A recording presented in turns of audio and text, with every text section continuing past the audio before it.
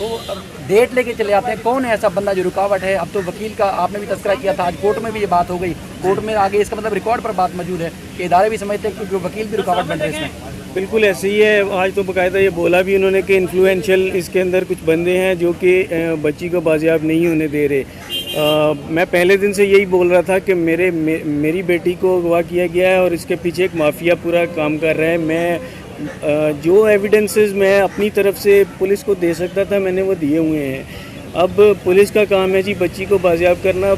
एक बच्ची 14 साल की बच्ची पूरे पाकिस्तान की पुलिस एजेंसीज़ वजारत दाखिला से बाजियाब ना हो, ये एक बहुत बड़ा सवालिया निशान है। सर गुज़श्ता रोज़ आपके घर के बाहर कुछ मशकूक हरकत भी देखी गई हैं, क्या आपने पुलिस को रिपोर्ट किया, उसमें क्या पेशरफ हुई? जी बिल्कुल, ये 2 दिन से ऐसा हो रहा था। कल हमने उसकी वीडियो जो थी वो एजेंसी और पुलिस को फराहम कर दी है। देखिए पुलिस से है तो यहाँ के लिए भी कुछ नहीं जा रहा, आपके सामने ही है। बहुत शुक्रिया, थैंक यू। इसमें मैं एक चीज़ रिक्वेस्ट करना चाह रहा हूँ। जी सर, इसमें एक चीज़ जो है वो क्लियरली हो चुकी है कि जो सिंध पुलिस है उनकी जो कारकर्दगी है वो बिल्कुल ज़ीरो साबित हुई है।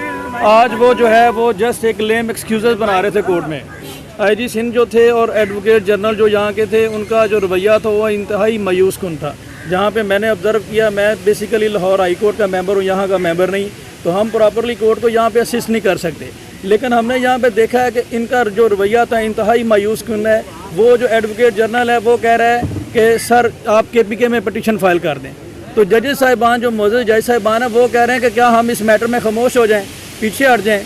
तो ये 2 चीज़ें तो मीडिया वालों को भी ज़हन में रखनी चाहिए कि ये सिंध मैरिज एक्ट है, चाइल्ड रेस्ट्रेंट मैरिज एक्ट है। आज निमरा की बात हो रही थी तो उसकी स्टेटमेंट फिर जज साहब ने लिख क्यों ना ली? वो कह रही है मैं स्टेटमेंट देना चाहता हूँ, फिर क्यों नहीं रिकॉर्ड की इसकी स्टेटमेंट? जज साहब ने कहा जब तक आपकी एज का तयन नहीं हो जाता तब तक आपकी स्टेटमेंट की कोई हैसियत नहीं है। सिंध मैरिज एक्ट कहता है 18 साल से कम उम्र बच्ची की कोई स्टेटमेंट नहीं है। और पंजाब के जो चाइल्ड रेस्ट्रेंट मैरिज एक्ट है वो पूरे पाकिस्तान में एप्लीकेबल है, वो कहता है जी 16 साल से नहीं है। और ये पंजाब में लेके जाने का मकसद इनका यही है 2 साल सेव करना। सिंध में अगर रहते हैं तो 18 साल का जवाब देना पड़ेगा, पंजाब में लेके जाते हैं तो चलें 2 साल बच जाते हैं और बच्ची वो है 14 साल की। तो ये किसी सूरत एक चीज़ तो ये है कि ये जो बहाने बना रहे हैं स्टेटमेंट वगैरह के वो कोई नहीं है। और जो ये सिंध पुलिस है इनका मैं क्लियरली कहूँगा कि ये इंटरेस्टेड नहीं है, अनविलिंग है उनको इसमें। आज कोर्ट में वो कह रहे हैं, आई साहब एडवोकेट जनरल साहब कह रहे हैं सर आप हमें चैम्बर में टाइम दे दें, 5 मिनट चैम्बर में टाइम दे दें। तो ऑनरेबल कोर्ट कह रही है कि यही रिक्वेस्ट सेक्रेटरी जो सिंध हाई कोर्ट है उसकी तरफ से फॉरवर्ड की गई है, हमने टर्न डाउन कर दी है। अगर आप इस पर बेस्ट एफर्ट कर रहे हैं फिर आपको चैम्बर में जाने की क्या ज़रूरत है?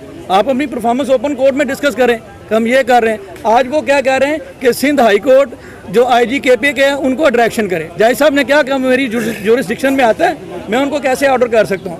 तो 1 वर्ड में अगर मैं बात करूँ, सिंध पुलिस को किसी से परमिशन लेने की ज़रूरत नहीं है। वो कहीं भी बच्ची मिलती है, अगर लेट्स सपोज आज KPK में बताया गया, कल वो कहीं और लोकेशन चेंज कर दिए तो ऑर्डर कोर्ट वहाँ ऑर्डर करेगी, परसों और कर लेती है। तो क्या इसमें डेटें लेने में हम लोग रहेंगे? इसमें सिंध पुलिस को किसी की परमिशन की एज़ पर लॉ ज़रूरत नहीं है। वो कहीं से भी उनको उसकी मिलती है इन्फॉर्मेशन, जाकर उसको रिकवर करें, मुतलका थाने में एंट्री करवाएं और उसको रिकवर करके ले आएँ। तो बेसिकली ये है कि इसमें अब फ्राइडे का टाइम दिया गया है।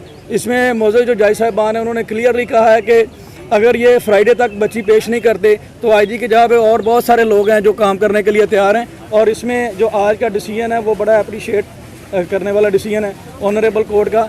और एक चीज़ मैं आपको क्लियर कर दूं, जो लोग कह रहे हैं प्रोग्रेस नहीं हो रही, आज IG सिंध ने अंडरटेकिंग दी है, एडवोकेट जनरल ने अंडरटेकिंग दी है। जो मेन पॉइंट है जो यहाँ पे किसी ने हाईलाइट नहीं किया, आज इन्होंने मिंतरला करके जिसको हम कहते हैं हाथ पाँव जोड़ के जान छुड़ाई है, अपनी अंडरटेकिंग दी है। फिर इनकी जो है वो नेक्स्ट डेट मिली है, वो भी फ्राइडे तक की। तो इंशाल्लाह बच्ची जो है वो एट द एंड तो रिकवर होनी है।